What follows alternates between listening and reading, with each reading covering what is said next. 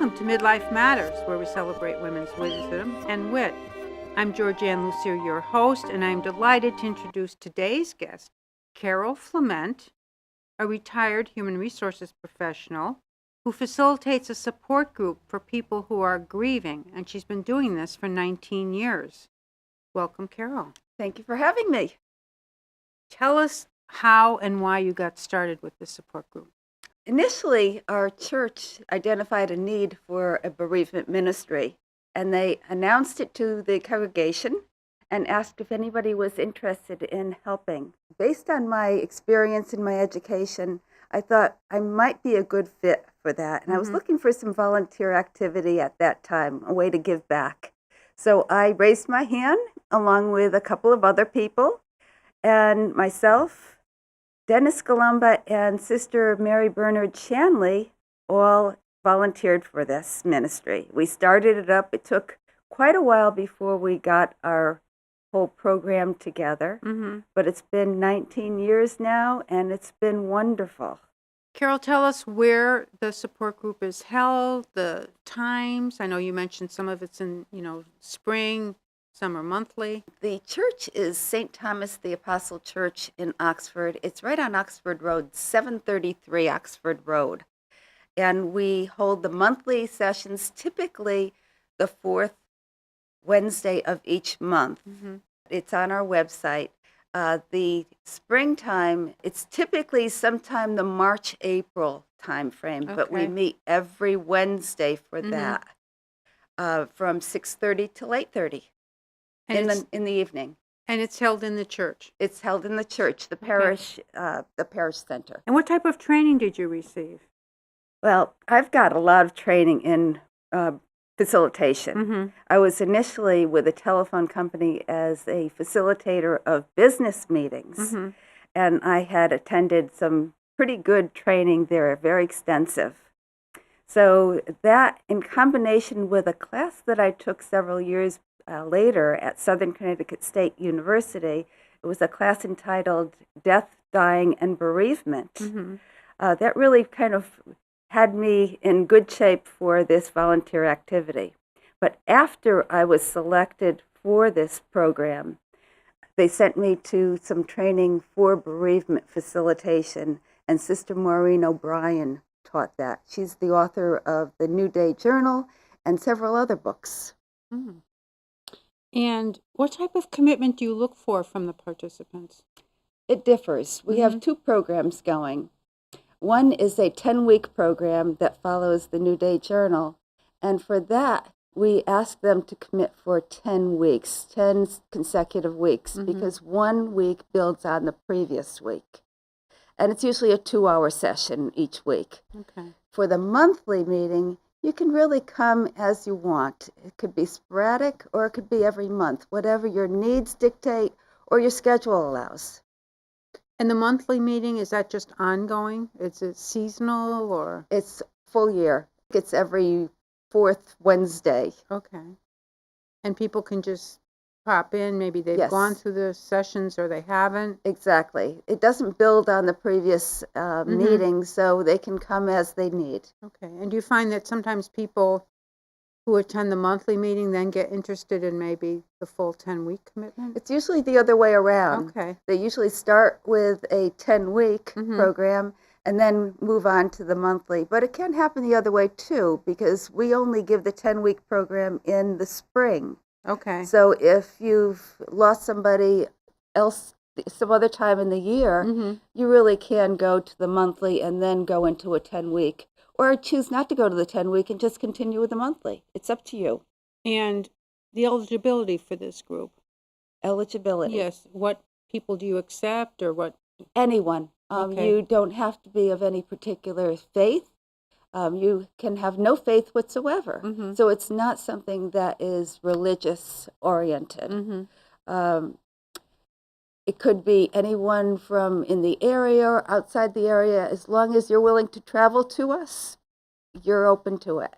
We just ask that you're grieving the loss of a human loved one, as opposed to a pet or anything else. And you're in Oxford? That's where you're? Yes. And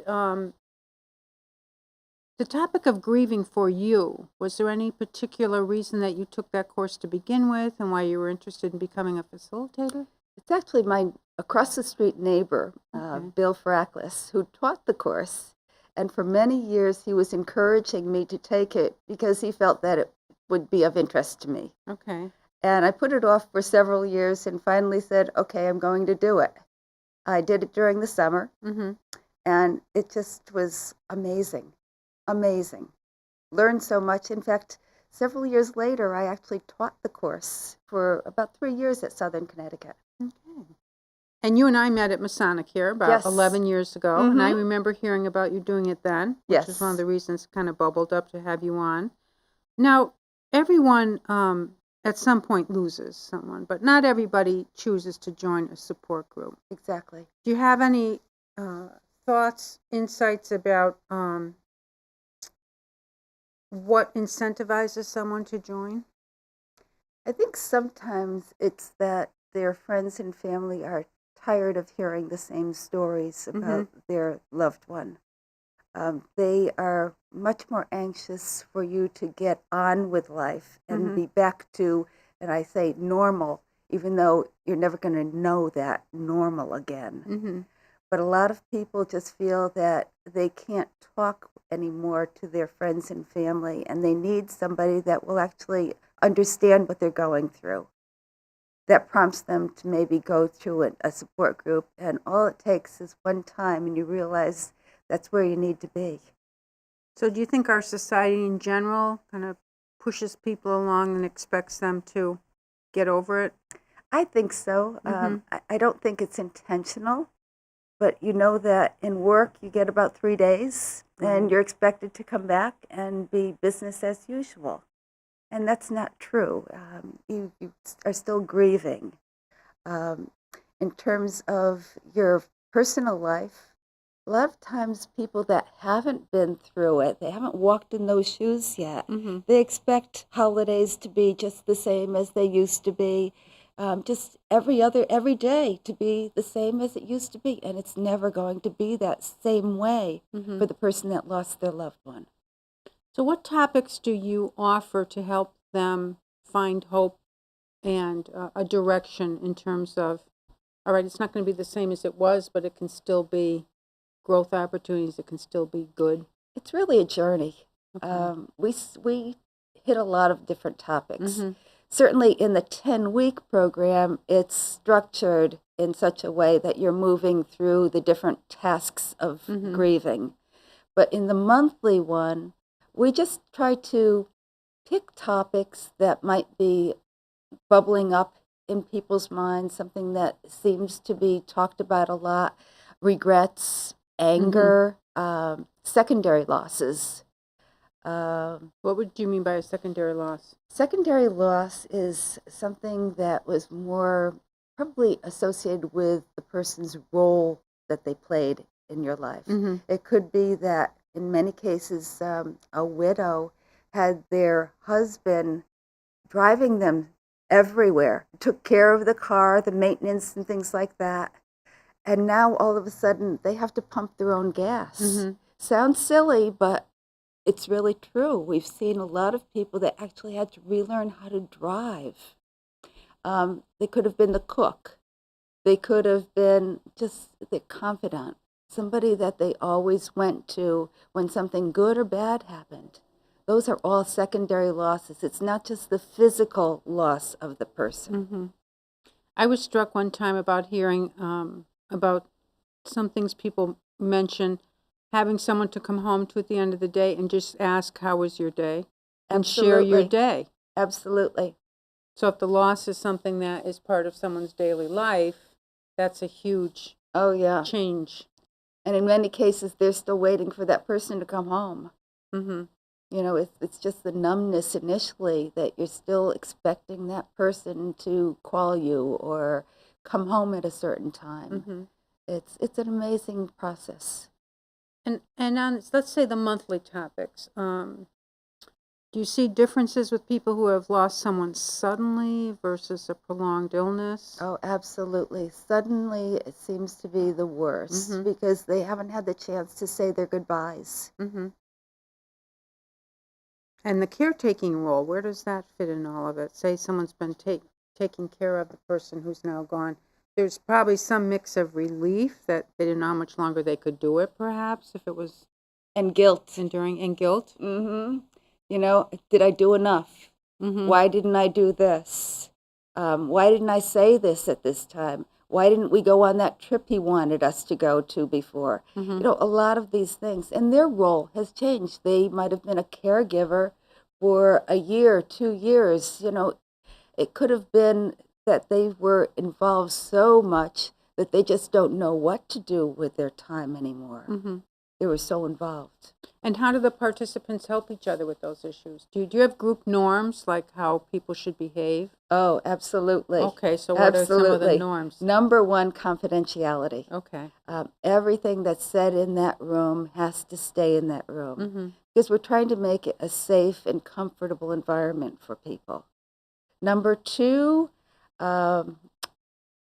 make sure that you are respectful of everyone's opinions. Mm-hmm. So you may not believe the same things as somebody else, but respect their right to have those opinions, Mm-hmm. even their beliefs. You might have somebody that believes very strongly in their religion, Mm-hmm. but this other person may not have that same strength of faith. Just give them the benefit of the doubt and respect their right to feel the way they are.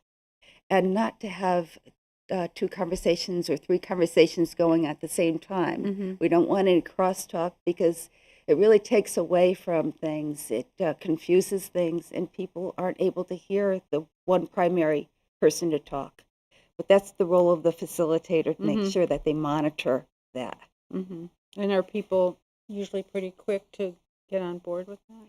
The third one is the hardest. Okay. There's always these little conversations on the side Mm-hmm. happening, so you really have to stop. And there are some tools that you can use to just get them to, be respectful of everybody else's conversations. I can imagine if someone feels they've connected with someone Mm-hmm. and they're really getting a lot from being affirmed by that person, or they have things in similar experiences that are shaping their grief. It could the dynamics of it, I imagine, could be pretty compelling to Absolutely. want to build on that right then and there, because Yes. they're pretty needy probably at that point for that type of reinforcement. But we do break about halfway through Okay. each session so that we can have a little social hour, Right. or social time. So they get a chance to really connect. And you'd be surprised how many people stay after the meeting just to chat. Mm-hmm. And we've actually had some lady groups, primarily lady groups, that have met for lunch here and there, Mm-hmm. Monthly. Typically, it's a widow's group, Okay, so it spawns some other Yes. socializing. which is very nice. We Yeah. encourage that. Absolutely. And do you see differences with men and women in general of the grieving process? In terms of how they grieve, Yeah. I think it's individual. I don't Okay. think there's any female versus male Mhm. anymore. I think that it's becoming pretty much the same.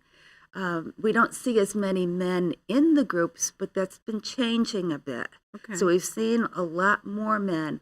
It may have to do with the fact that we have a male facilitator as one of our group.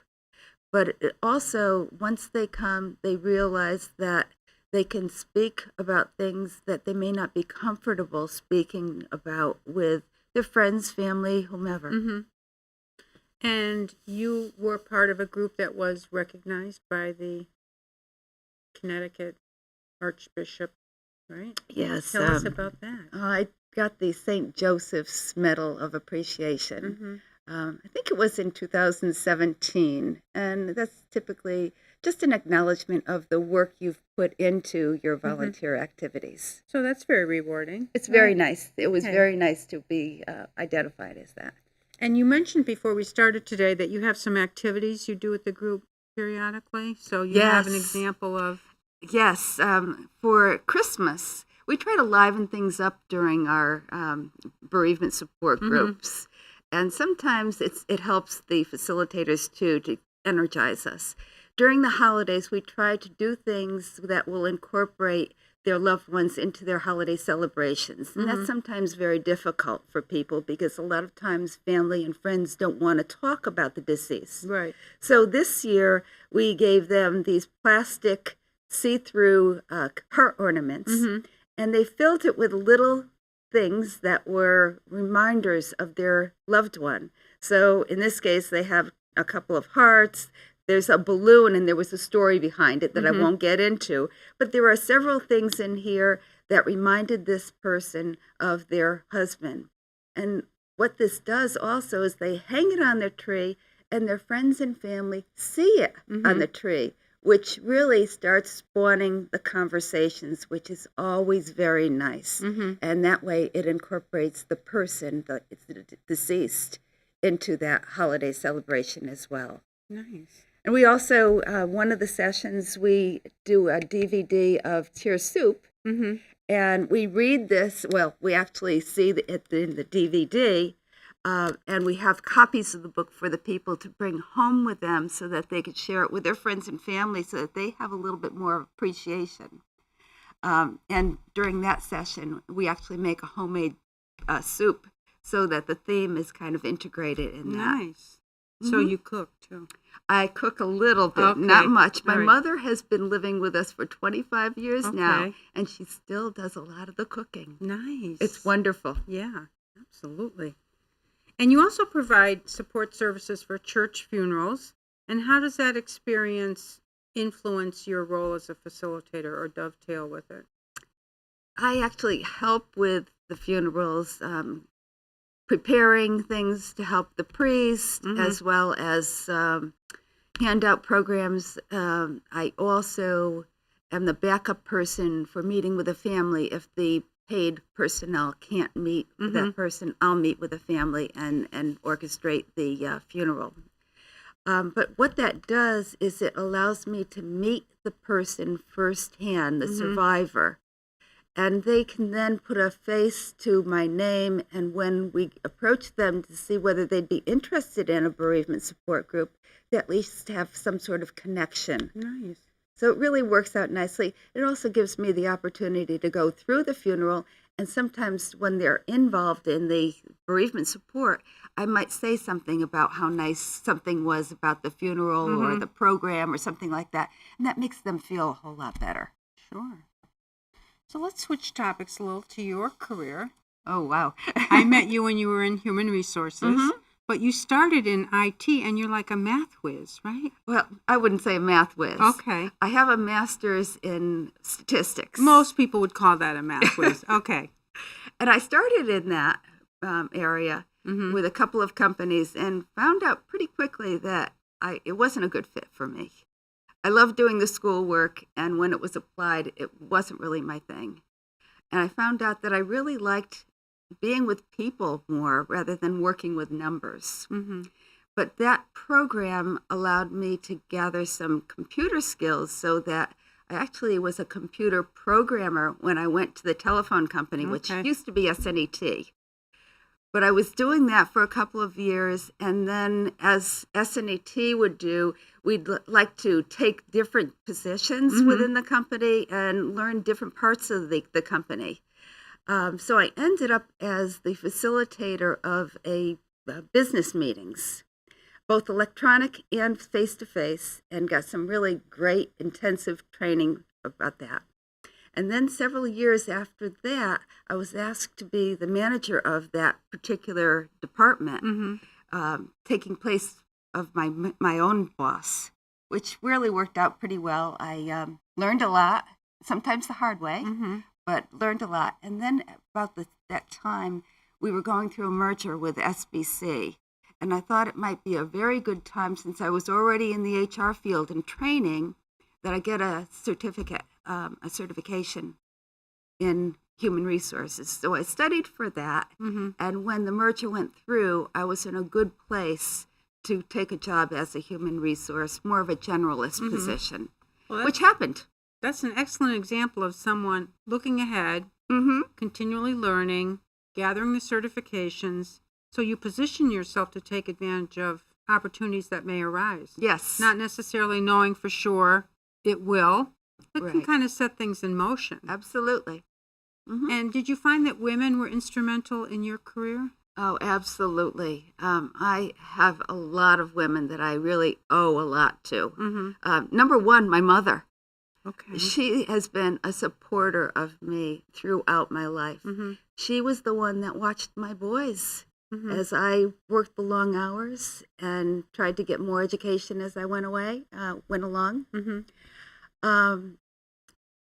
Other people, Sue Plugenhoff, when I was just starting to look at a certification, she was an HR professional already, very encouraging, supportive. To this day, I look to her for support, and she's great. I have people that are across the country. Wanda Hurd in San Antonio, Texas. Mm-hmm. Even when she left the phone company and I left the phone company for other positions, we still stayed in contact and bounced off ideas. Mm-hmm. So we're still human resource professionals. But these people, I mean, these are creative, intelligent, strong ladies, wonderful people that really helped me along the way. Let me ask about Mom. Did Mom get concerned when you left your math behind, or did she think whatever you wanted to do, that was... She was Fine with always her? a supportive of anything I chose to do. Okay. Really, I owe her a whole lot, but she was supportive in getting me through that master's program too. I think I would have stopped if it wasn't for her. Well, that combination of being a mom, being a professional. Absolutely. And what do you like best about this stage of your life? Oh, the flexibility to do anything I want. It's a wonderful time of life. You know, you're not raising your kids anymore. They've already been raised. You have influence, but not as much as you had before. Sure. Being able to go to the gym, being able to explore hobbies. I do some sewing, a lot of reading, go out for a walk with my husband and dog. I mean, you have the flexibility. Gardening this time of year, just getting out in the soil and gardening, it's wonderful. And you don't have to worry about the house being dirty because you'll get to it on a rainy day. Wonderful. And what advice would you give your younger self, say 25, 40, different pivotal points? I've always thought that I should have had a better balance between work and personal life. I was always burning the candle at both ends. I was able to do that because my parents took care of my kids, but really, it was a struggle. And I'd really rather have women today have more of a balance and equal partnerships. My husband helped me along the way, and he was very supportive. But really, equal partnerships these days, I see that a lot more.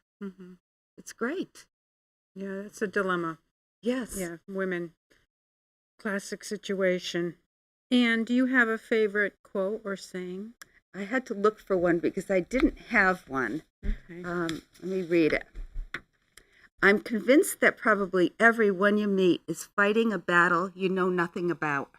It's just one more reason to always try to be kind. And that was said by Yolanda Haddad. Well, thank you. That's beautiful. I think it's great. Remember that when you're on the highway and somebody does something stupid, you don't know what they've been through, what they're thinking right now.